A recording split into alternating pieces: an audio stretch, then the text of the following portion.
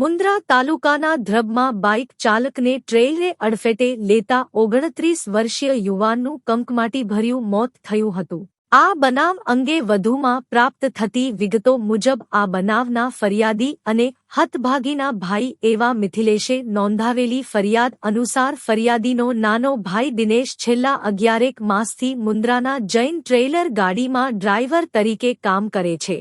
ગત તારીખ 2 થી 11 ના બપોરના સમયે દિનેશ ટ્રાન્સપોર્ટની મોટર સાયકલ પર રાશાપીર સર્કલ નજીક ઓફિસેથી નીકળેલ હતો। તે સમયે સામેથી આવતા ટ્રેલરના ચાલકે અડફેટે લઈ ટ્રેલરના ટાયર દિનેશ પર ફરી વળતા તેનું કમકમાટી ભર્યું મોત થયું હતું। આ મામલે પોલીસે ટ્રેલર ચાલક વિરુદ્ધ ગુનો નોંધી આગળની વધુ તપાસ આરંભી છે।